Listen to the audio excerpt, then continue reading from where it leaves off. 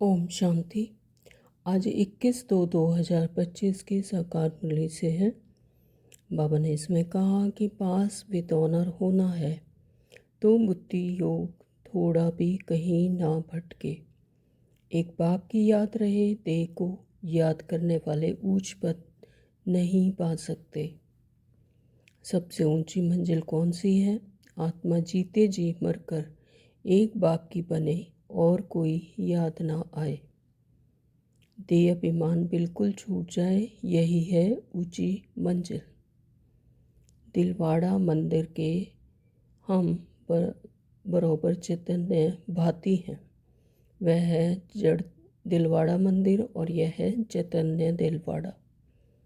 जहाँ जड़ यादगार है वहाँ तुम चैतन्य आकर बैठे हो।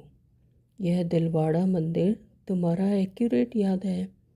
ऊपर छत में सूर्यवंशी चंद्रवंशी हैं और नीचे आदि देव और आदि देवी और बच्चे बैठे हैं। तो इस समय तुम बच्चे सबकी बायोग्राफी को जानते हो।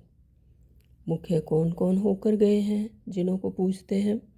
ऊंचे ते ऊंच है भगवान।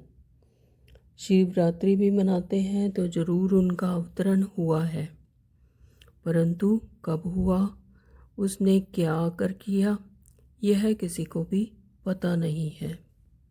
प्रजापिता ब्रह्मा को तो सब मानते हैं, परंतु ऑक्यूपेशन को नहीं जानते। बाबा कहते ज्ञान का सागर श्री कृष्ण को नहीं कहेंगे, वह है रचना, और रचता एक ही बाप है।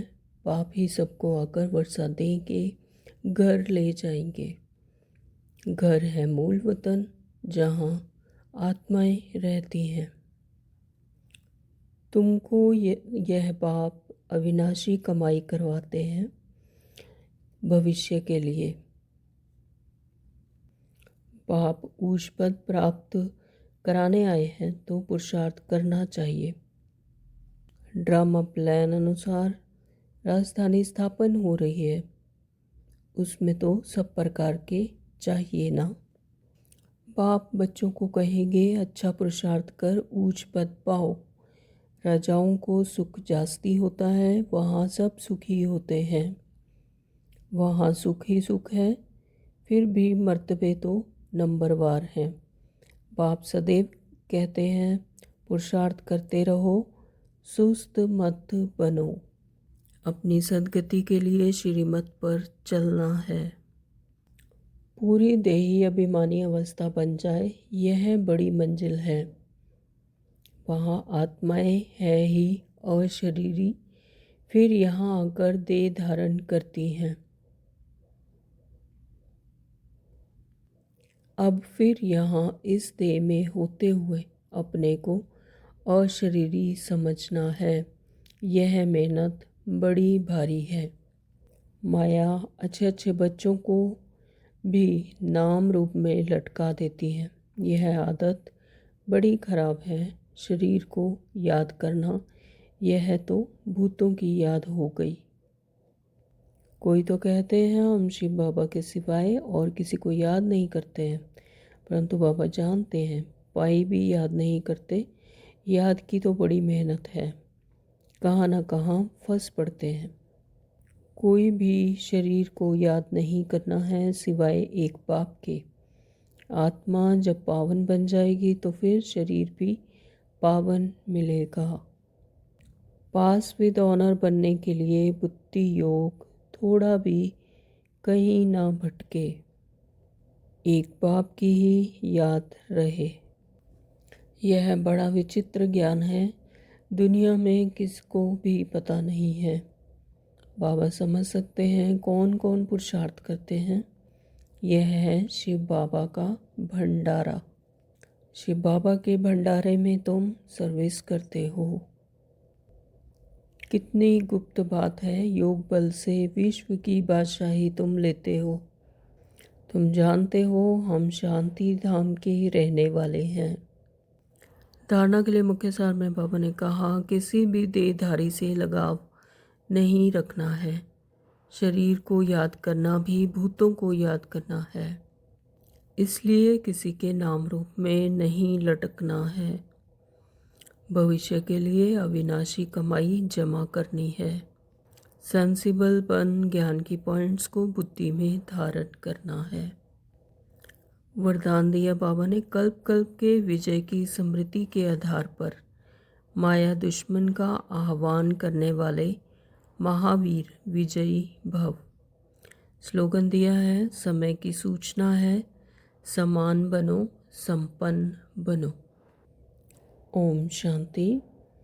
तो आज शुरू करते हैं आज की मुरली। बाबा कहते हैं, मीठे बच्चे। हाँ जी बाबा, पास विद ऑनर होना है तो बुद्धि योग थोड़ा भी कहीं ना भटके। जब बुद्धि योग सिर्फ एक परमात्मा से ही लगा रहेगा तब होंगे पास विद ऑनर। तो बाबा कहते कि एक बात की याद रहे, देह को याद करने वाले उच्च पद पा नहीं सकते। तो देह को याद करेंगे तो देह और देह के संबंध याद आएंगे, और देह के क्रियाकलाप याद आएंगे तो देह में ही फंसती जाएगी बुद्धि। तो जिसका कि आत्मा से कोई भी संबंध ही नहीं है। जैसे कि अगर स्थूल में भी अगर कोई व्यक्ति किसी नाटक में या किसी ड्रामा में कोई रोल प्ले करता है तो वह रोल को अपने निजी जीवन से रिलेट नहीं करता। ठीक वैसे ही बाबा कहते हैं कि देह को याद करने वाले ऊंच पद नहीं पा सकते, अपने सत्य स्वरूप को नहीं पा सकते। तो बार बार बुद्धि देह में और देह के संबंधों में और देह के क्रियाकलाप में जाएगी तो फिर पास विद ऑनर नहीं बनेंगे, ऊंच पद पा नहीं सकते। प्रश्न किया है, सबसे ऊंची मंजिल कौन सी है? उत्तर है कि आत्मा जीते जी मरकर एक बाप की बने और कोई याद ना आए, तो देह अभिमान बिल्कुल छूट जाए, यही है ऊंची मंजिल। निरंतर देही अभिमानी अवस्था बन जाए, यह है बड़ी मंजिल। इसी से कर्मातीत अवस्था को प्राप्त करेंगे। तो हमारा इस ज्ञान को धारण करने का एक ही मकसद है कि आत्मा जीते जी मरकर एक बाप की बने और कोई याद ना आए, यानी देह अभिमान बिल्कुल ही छूट जाए। देह और देह के संबंधों में, देह के क्रियाकलाप में बुद्धि ना फंसे, यही है ऊंची मंजिल। तो अपने आप को आत्मा समझना, निरंतर देही अभिमानी अवस्था, अपने सत्य स्वरूप में, अपने ट्रुथ में रहना आत्मा का, तो यह है बड़ी मंजिल। इसी से कर्मातीत अवस्था को भी प्राप्त करेंगे। गीत है, तू प्यार का सागर है। ओम शांति। ओम शांति बाबा। बाबा कहते अब यह गीत भी रॉन्ग है। प्यार के बदले होना चाहिए ज्ञान का सागर। मतलब जैसे गीत में कहा है कि तू प्यार का सागर है परमात्मा के लिए, तो लेकिन बाबा कहते कि इसकी जगह पर ज्ञान का सागर आना चाहिए, प्यार का नहीं, ज्ञान का। तो प्यार का कोई लोटा नहीं होता कि लोटा गंगा जल आदि का होता है। तो यह है भक्ति मार्ग की महिमा, यह है रॉन्ग और वह है राइट।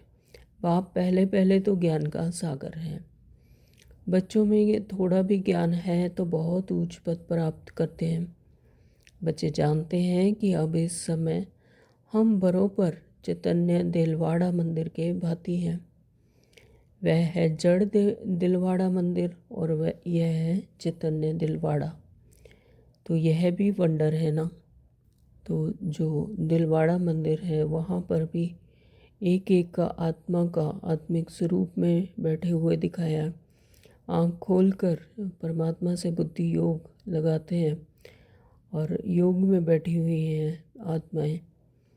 वहाँ गुफाओं में बैठाए हुए जड़ चित्र बना रखे हैं, मूर्तियाँ बनाई हुई हैं, लेकिन ऐसे ही आत्मा अपने भ्रकुटी में बैठकर बुद्धि से परमात्मा की याद में रहती है, योग में रहती है।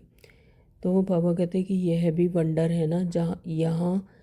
जहाँ जड़ यादगार है वहाँ तुम चैतन्य आकर बैठे हो, तो वो हमारी ही यादगार है। परंतु मनुष्य कुछ समझते थोड़ी ही हैं। आगे चलकर समझेंगे कि बराबर यह गॉड फादरली यूनिवर्सिटी है। यहाँ भगवान पढ़ाते हैं, इससे बड़ी यूनिवर्सिटी और कोई हो ना सके। जैसे किस स्थूल में यूनिवर्सिटी होती है, तो बाबा कहते कि यह भी एक फादरली यूनिवर्सिटी, रूहानी यूनिवर्सिटी है। यहाँ स्वयं भगवान पढ़ाते हैं, रचयिता खुद स्वयं पढ़ाते हैं। तो इसमें इससे बड़ी यूनिवर्सिटी और कोई हो ना सके, जो हमारे आदि मध्य अंत का हमें बताते हैं, रूहानी नॉलेज देते हैं, ज्ञान देते हैं, हमारे सत्य स्वरूप का ज्ञान करवाते हैं, ज्ञान देते हैं आत्माओं को, और हमें अपने ट्रुथ में टिकना सिखाते हैं। तो ये इससे बड़ी कोई भी यूनिवर्सिटी हो ना सके। तो और यह भी समझेंगे कि यह तो बराबर चैतन्य दिलवाड़ा मंदिर है।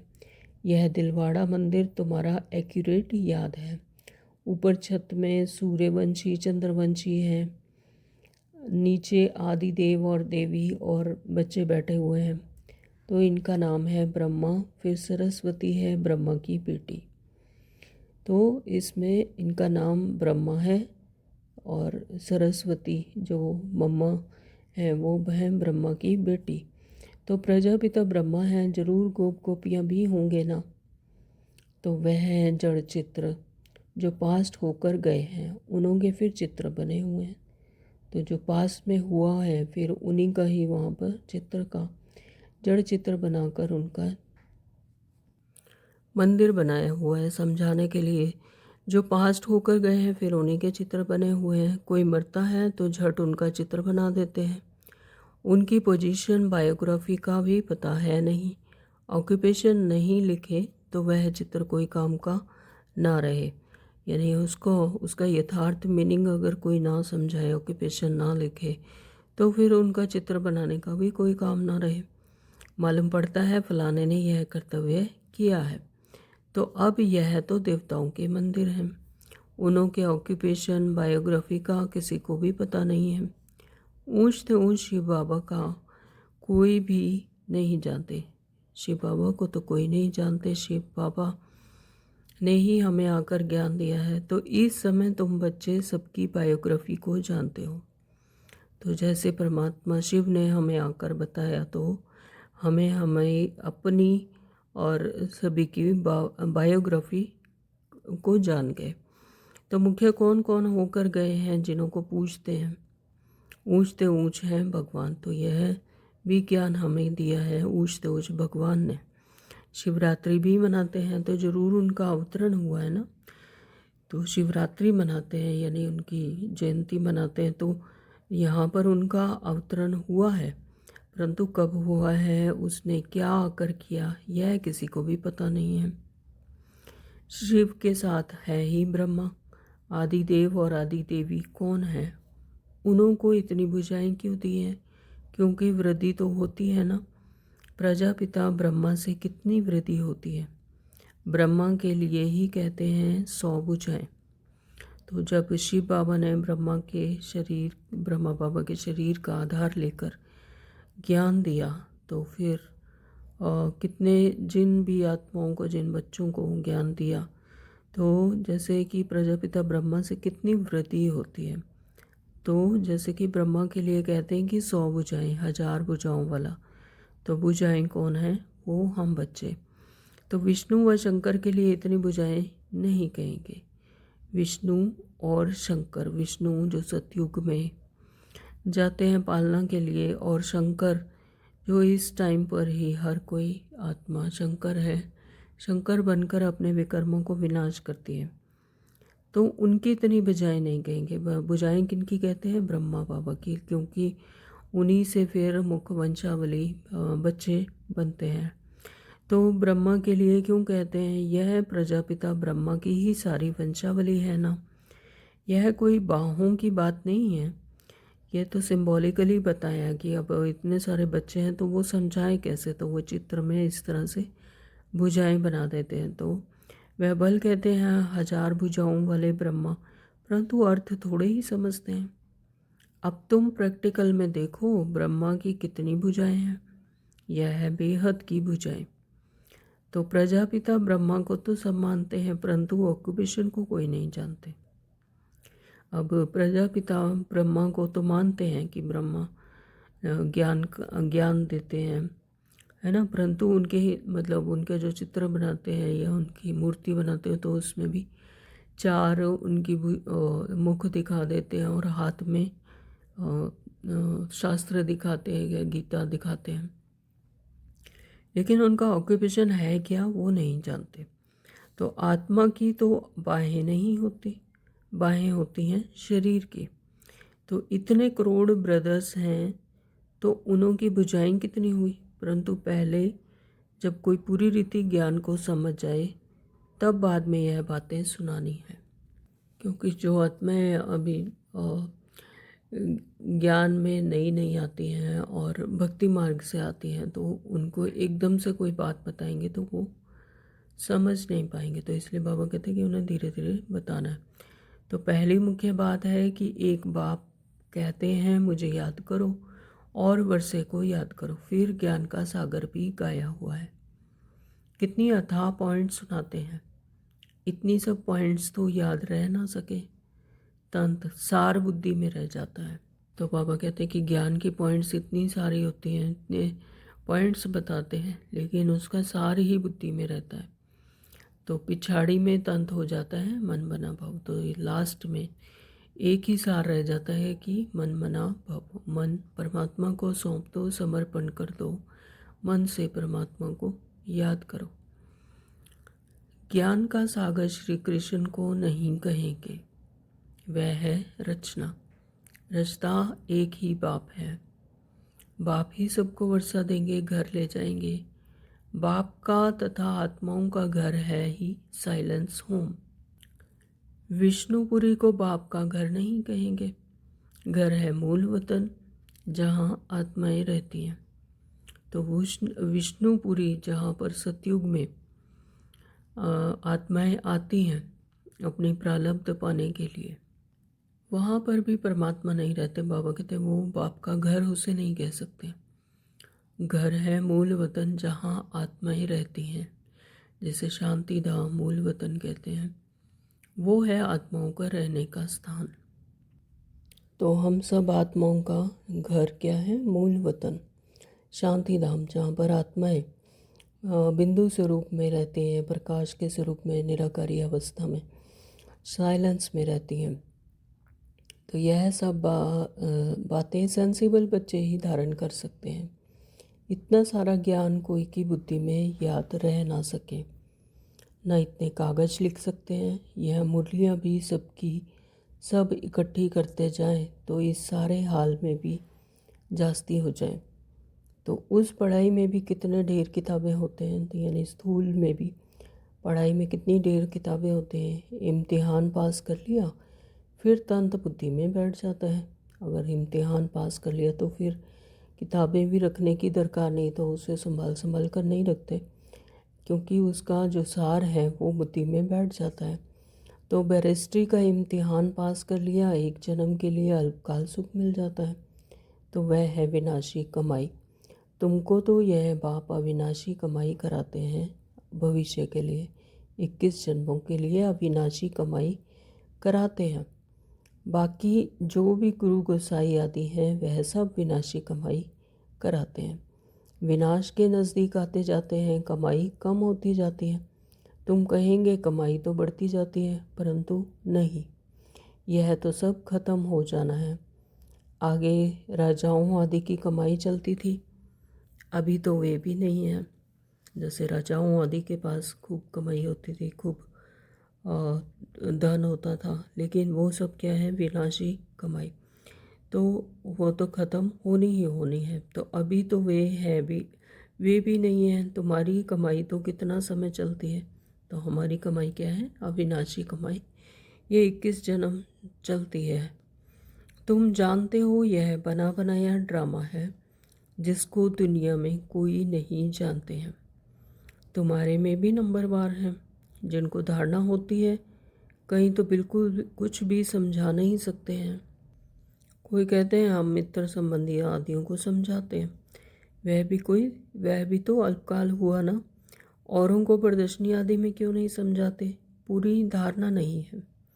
अपने को मियाँ मिट्ठू तो नहीं समझना है ना। सर्विस का शौक़ है तो जो अच्छी रीति समझाते हैं उनको सुनना चाहिए। बाप ऊंच पद प्राप्त कराने आए हैं तो पुरुषार्थ करना चाहिए ना, परंतु तकदीर में नहीं है तो श्रीमत भी नहीं मानते। फिर पद भ्रष्ट हो जाता है। ड्रामा प्लान अनुसार राजधानी स्थापन हो रही है, तो यह भी कल्प कल्प की बाजी है। यह भी ड्रामा प्लान अनुसार ही स्थापना हो रही है राजधानी की। तो उसमें तो सब प्रकार के चाहिए ना। बाप कहते हैं हम तुमको राजयोग सिखलाने आया हूँ।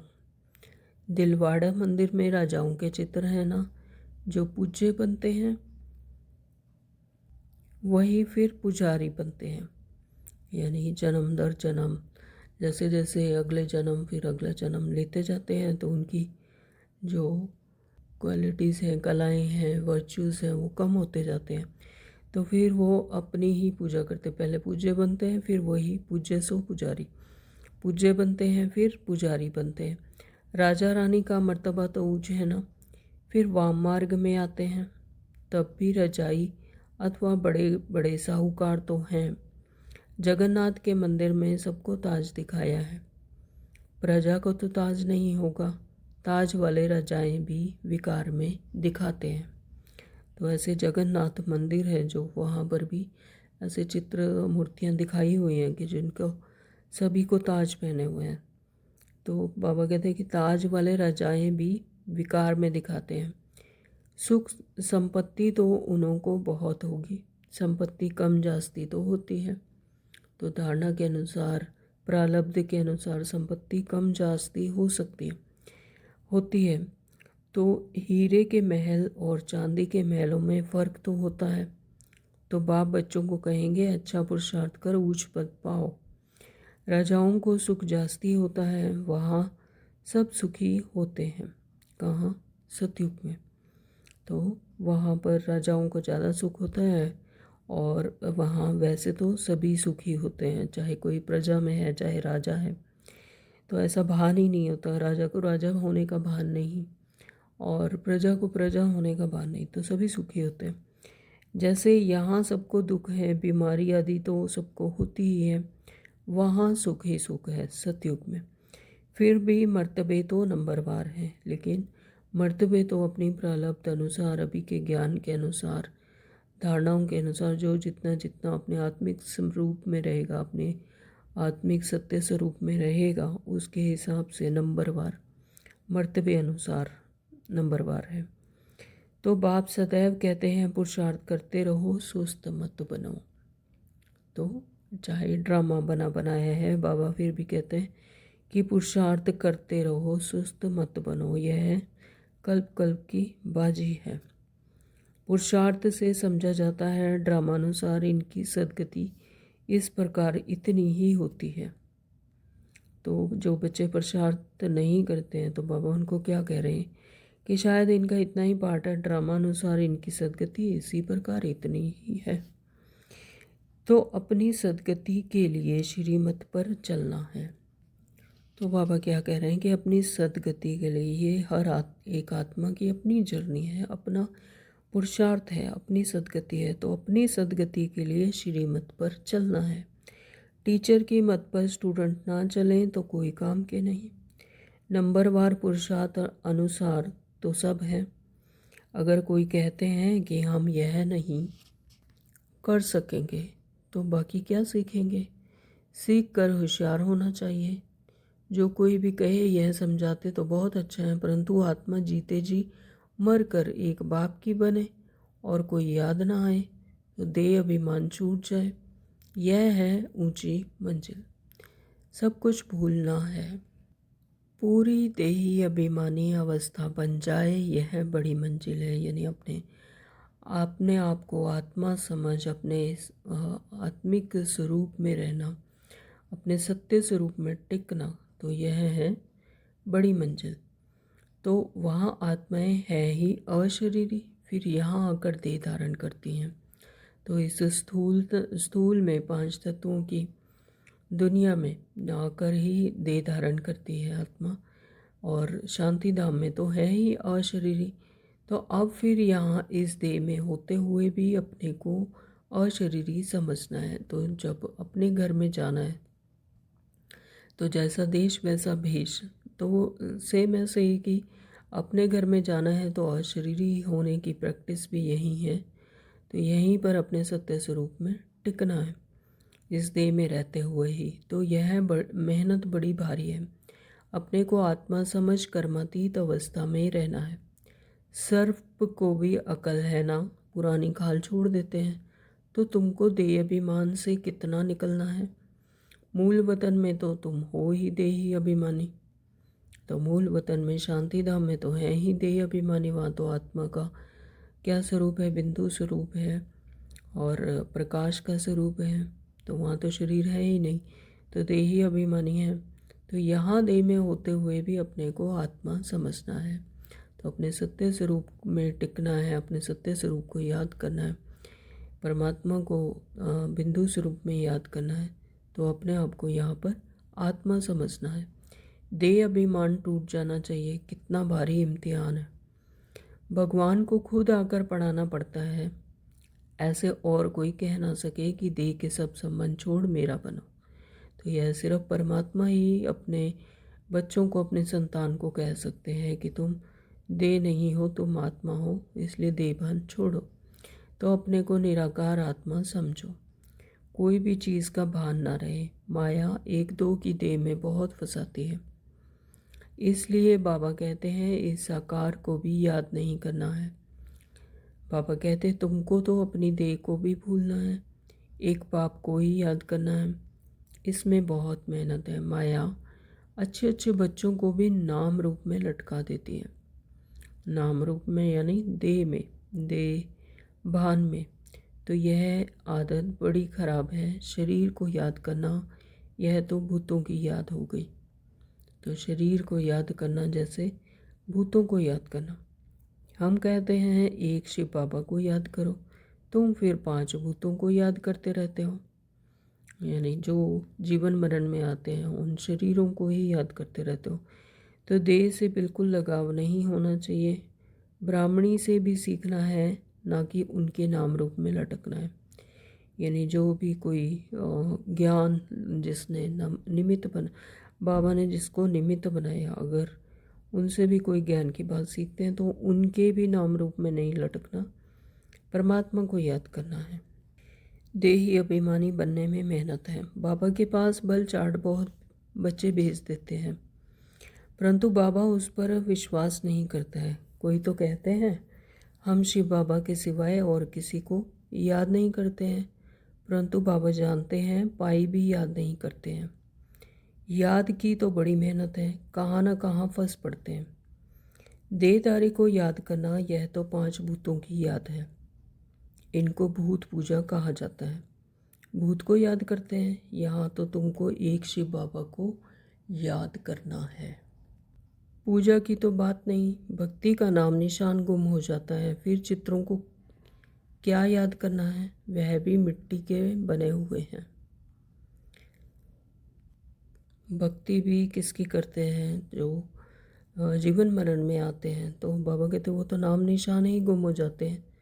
तो चित्रों को भी क्या याद करना, जिनका कोई अस्तित्व ही नहीं, वह भी मिट्टी के बने हुए हैं, तो उनको क्या याद करना। तो बाप कहते हैं यह सब ड्रामा में नूंद है। अब फिर तुम्हारी पुजारी से पूज्य बनाता हूँ। अब मैं फिर तुम सबको पुजारी से पूज्य बनाता हूँ। पूज्य सो पुजारी, पुजारी सो पूज्य। तो कोई भी शरीर को याद नहीं करना है सिवाय एक बाप के। आत्मा जब पावन बन जाएगी तो फिर शरीर भी पावन मिलेगा। तो जैसे जैसे आत्मा की जो स्थिति होगी, जितनी हायर स्टेज पर पहुँचेगी, जितना आत्मा परमात्मा को याद कर कर जितना सत्य स्वरूप में टिकेगी, तो उतनी ही कंचन शरीर पावन बाबा कहते हैं सतयुग में उसको मिलेगा। अभी तो यह शरीर पावन नहीं है। पहले आत्मा जब सतो प्रधान से सतो रजो तमो में आती है तो शरीर भी उस अनुसार मिलता है। अभी तुम्हारी आत्मा पावन बनती जाएगी, लेकिन शरीर अभी पावन नहीं होगा। यह समझने की बातें हैं। यह पॉइंट्स भी उनकी बुद्धि में बैठेंगी जो अच्छी रीति समझकर समझाते रहते हैं। सतो प्रधान आत्मा को बनना है। बाप को याद करने की ही बड़ी मेहनत है। कईयों को तो जरा भी याद नहीं रहती है। पास विद ऑनर बनने के लिए बुद्धि योग थोड़ा भी कहीं ना भटके। तो बाबा बार बार समझा रहे हैं कि पास विद ऑनर बनना है तो बुद्धि योग कहीं और ना भटके, सिर्फ एक बाप से लगा रहे, तो एक बाप की ही याद रहे। अगर भटका तो फिर देह भान में फंस जाएंगे। तो परंतु बच्चों को तो बुद्धि योग भटकता रहता है। जितना बहुतों को आप समान बनाएंगे उतना ही पद मिलेगा। तो देह को याद करने वाले कभी ऊंच पद पा ना सके। यानी जो जीवन मरण में आते हैं, देह में है, देह को याद नहीं करना है, सिर्फ परमात्मा शिव को याद करना है। यहाँ तो पास विद ऑनर होना है। मेहनत बगैर यह पद कैसे मिलेगा? देह को याद करने वाले कोई पुरुषार्थ नहीं कर सकते। आप कहते हैं पुरुषार्थ करने वाले को फॉलो करो, यह भी पुरुषार्थ ही है ना। यह बड़ा विचित्र ज्ञान है। दुनिया में किसको भी पता नहीं है, किसकी भी बुद्धि में नहीं बैठेगा कि आत्मा की चेंज कैसे होती है। यह सारी गुप्त मेहनत है। बाबा भी गुप्त है। तुम रजाई कैसे प्राप्त करते हो? लड़ाई झगड़ा कुछ भी नहीं है, ज्ञान और योग की ही बात है।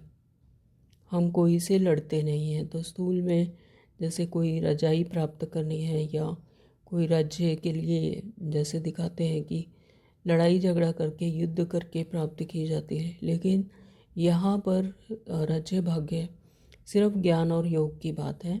यहाँ पर कोई लड़ते नहीं, किसी से भी लड़ाई झगड़े की कोई बात नहीं। आत्मा का अपना ही पुरुषार्थ है, ज्ञान और योग की बात है।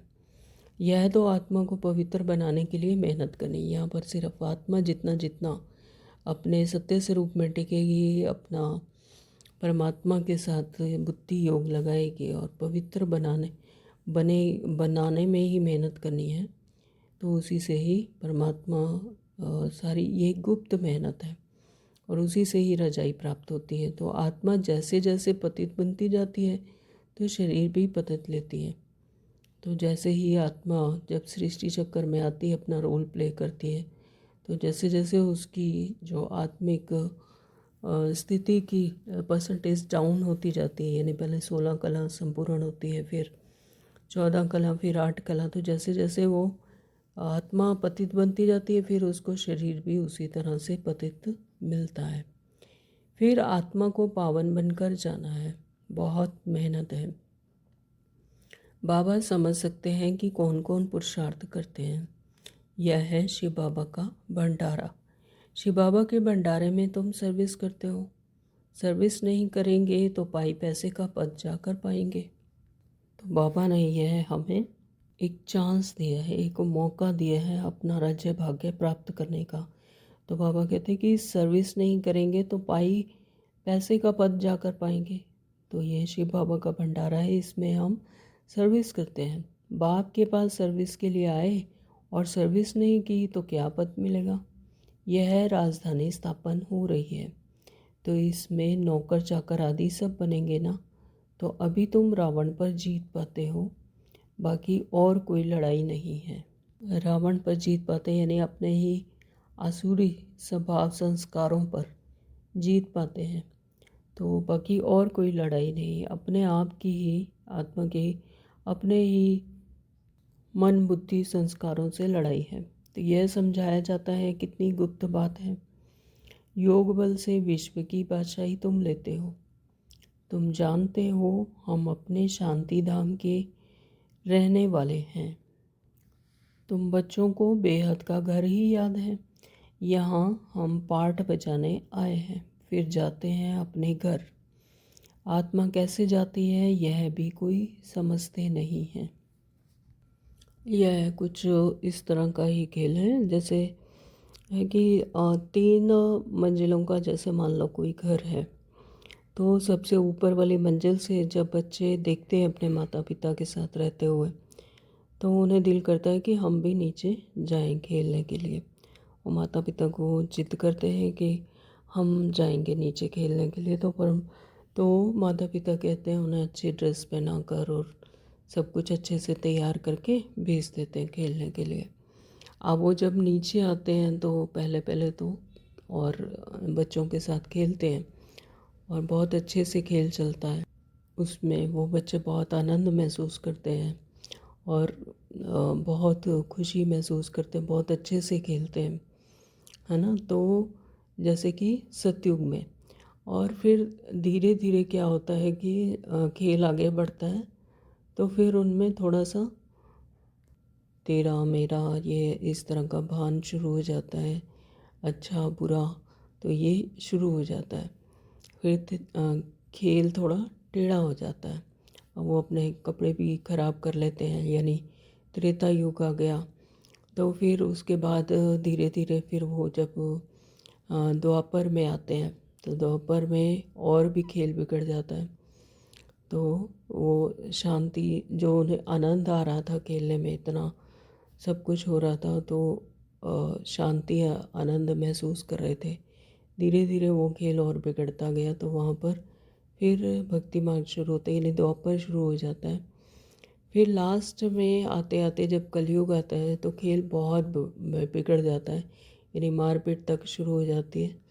तो फिर वो बच्चे जो हैं माता पिता को याद करने लगते हैं, फिर पुकारने लगते हैं कि हमें बचाओ बचाओ। तो इसी तरह का यह सृष्टि चक्र खेल भी है। तो ये ड्रामा में नूंद है कि फिर हम आत्माएं इस सृष्टि चक्र पर अपना रोल प्ले करती हैं। फिर जब यहाँ दुखी हो जाते हैं, रावण राज्य शुरू हो जाता है, फिर परमात्मा को याद करते हैं, तो परमात्मा पिता फिर हम आत्माओं को उसी तरह से नहला धुला कर, जैसे बच्चों को फिर से वापस अपने घर ले जाते हैं, तो सेम ऐसे ही परमात्मा पिता हम आत्माओं को फिर से वही क्वालिटीज़, वही 16 कला संपूर्ण और उसी तरह से अपने सत्य स्वरूप का याद कराते हैं कि तुमको ऐसे भेजा था इस सृष्टि चक्र पर, तुम कैसे बन गए, और फिर वापस इस सृष्टि चक्र से अपने घर यानी शांति धाम में ले जाते हैं। तो बाबा यही कह रहे हैं कि यहाँ हम पाठ बजाने आए हैं, फिर जाते हैं अपने घर। आत्मा कैसे जाती है यह भी कोई समझते नहीं है। ड्रामा प्लान अनुसार आत्माओं को आना ही है। तो यह ड्रामा में नूंद है। ड्रामा प्लान अनुसार सभी आत्माएं सृष्टि चक्कर पर अपना रोल प्ले करने के लिए आती ही है। अच्छा, मीठे मीठे सिकलदे बच्चों प्रति माता पिता बाप दादा का याद प्यार और गुड मॉर्निंग। रूहानी बाप की रूहानी बच्चों को नमस्ते। हम रूहानी बच्चों की रूहानी बाप को नमस्ते जी, नमस्ते जी, नमस्ते जी। शुक्रिया बाबा, आपका बहुत बहुत शुक्रिया। धारणा के लिए मुख्य सार में बाबा ने कहा कि नंबर 1, किसी भी देहधारी से लगाव नहीं रखना है। देहधारी यानी इस 5 तत्वों की बनी हुई दुनिया, इससे लगाव नहीं रखना है। शरीर को याद करना भी भूतों को याद करना है, इसलिए किसी के नाम रूप में नहीं लटकना है। नाम रूप को में लटकना मतलब जो हमारी ही तरह शरीर लेते हैं और जीवन मरण में आते हैं, उन्हें याद करना माना नाम रूप में लटकना, भूतों को याद करना। तो अपनी देह को भी भूलना है यहाँ पर, तो दूसरों की देह तो क्या, अपनी ही देह को भूलना है। नंबर 2, बापा ने कहा कि भविष्य के लिए अविनाशी कमाई जमा करनी है। भविष्य के लिए अविनाशी कमाई जमा करनी है, यानी जो एक बाप को याद करने से ही जमा होगी। सेंसिबल बन ज्ञान की पॉइंट्स को बुद्धि में धारण करना है। हमें सेंसिबल बनना है कि यह दुनिया विनाश होने वाली है और यहाँ जो कुछ भी दिखाई दे रहा है सब विनाशी है। तो सेंसिबल बनकर ज्ञान की पॉइंट्स को बुद्धि में धारण करना है। जो बाप ने समझाया है वह समझकर दूसरों को सुनाना है। वरदान दिया बाबा ने, कल्प कल्प के विजय की स्मृति के आधार पर माया दुश्मन का आह्वान करने वाले महावीर विजयी भव। जैसे कि स्थूल में भी दिखाते हैं कि युद्ध में जिन्हें पक्का है कि हमारी विजय होनी ही है, तो फिर वो डरते नहीं, धड़ल्ले से ललकार करते हैं। कि यहाँ पर भी सेम ऐसे ही बाबा कहते हैं कि जो महावीर बच्चे अच्छी रीति ज्ञान धारण करते हैं और जिन्हें निश्चय है, निश्चय बुद्धि है, तो उन्हें पता ही है कि निश्चय है कि हमारी विजय होनी ही है, निश्चय बुद्धि विजयंती यानी विजय होनी ही है। तो फिर महावीर बच्चे माया दुश्मन का आह्वान करते हैं। तो बाबा कह रहे हैं कि कल्प कल्प के विजय की स्मृति के आधार पर माया दुश्मन का आह्वान करने वाले महावीर विजयी भव। तो महावीर विजयी बच्चे पेपर को देखकर घबराते नहीं हैं, क्योंकि त्रिकालदर्शी होने के कारण जानते हैं कि हम कल्प कल्प के विजयी हैं। महावीर कभी ऐसे नहीं कह सकते कि बाबा हमारे पास माया को ना भेजो, है ना, डरते नहीं। कृपा करो, आशीर्वाद करो, शक्ति दो, क्या करूं, कोई रास्ता दो, यह भी कमजोरी है। तो महावीर तो दुश्मन का आह्वान करते हैं कि आओ और हम विजयी बने। तो वो इस बात का इंतज़ार करते हैं कि माया आए। महावीर जो होंगे वो दुश्मन का आह्वान करते हैं कि हमें विजयी बनना है, कि आओ और हम विजयी बने। स्लोगन दिया बाबा ने आज कि समय की सूचना है, समान बनो और संपन्न बनो। समान बनो यानी बाप समान बनो। जो बाप का कर्तव्य है वही मुझ आत्मा का कर्तव्य है। तो ऐसे बच्चे ही बाप समान गाए जाते हैं। जैसे बाप समान बाकी आत्माओं को, अनेक आत्माओं को उनके सत्य स्वरूप की स्मृति दिलाना, यह है बाप समान बनना।